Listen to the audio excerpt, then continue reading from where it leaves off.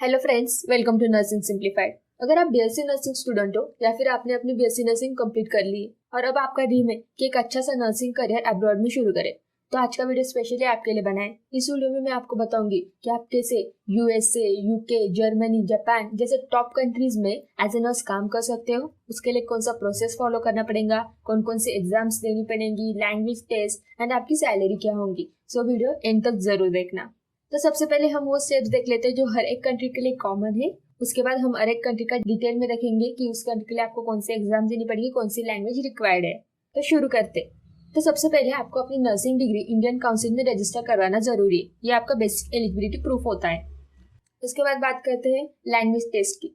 तो कुछ कुछ कंट्रीज में जैसे जर्मनी, जापान में आपको उनकी लैंग्वेज सीखनी रिक्वायर्ड है। लेकिन अगर बात करें हम यूके, कनाडा, यूएसए, इन कंट्रीज में अगर आपको एज ए नर्स काम करना है और आपको इंग्लिश आती है तो इट्स सफिशिएंट, आपको जॉब मिल जाएंगी। इसके बाद बात करते हैं कि आपको कौन से एग्जाम्स देने पड़ेंगे। Again it depends on country to country. कुछ कुछ कंट्रीज में अगर आपके पास सिर्फ आपकी बीएससी नर्सिंग की डिग्री है तो भी आपका काम चल जाएगा। लेकिन कुछ कुछ कंट्रीज ऐसी भी है जहाँ पर आपको अलग से उनका एक एग्जाम वो क्वालिफाई करना पड़ेगा, तभी आपको वहाँ पर एज ए नर्स काम करने देंगे। तो ये भी हम डिटेल में देखेंगे कौन सी कंट्री के लिए आपको कौन से एग्जाम्स देने पड़ेंगे। सो डोंट वरी, वो सब कवर हो जाएगा। उसके बाद आपके पास क्लिनिकल एक्सपीरियंस होना चाहिए। कम से कम आपके पास 6 महीने का क्लिनिकल एक्सपीरियंस होना चाहिए।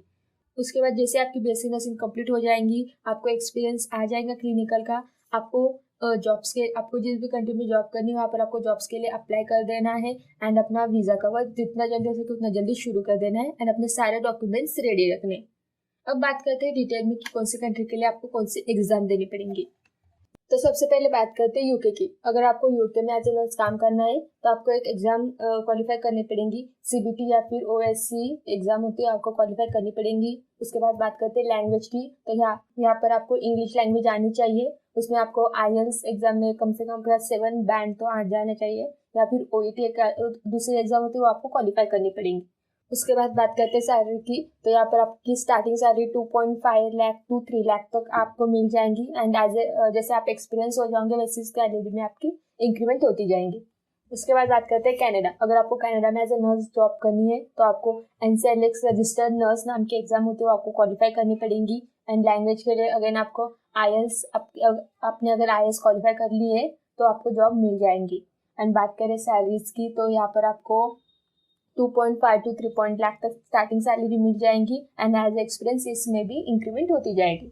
फिर बात करते हैं जर्मनी। अगर आपको जर्मनी में एज ए नर्स काम करना है तो आपको अलग से कोई एग्जाम्स क्वालिफाई करने की जरूरत नहीं है। आपके पास आपकी बीएससी नर्सिंग की डिग्री हो तो भी काम चल जाएगा। लेकिन आपको जर्मन लैंग्वेज सीखनी पड़ेगी। आपको B2 और C1 लेवल तक आपको लैंग्वेज आ जानी चाहिए और आपको एग्जाम भी क्वालिफाई करनी पड़ेगी।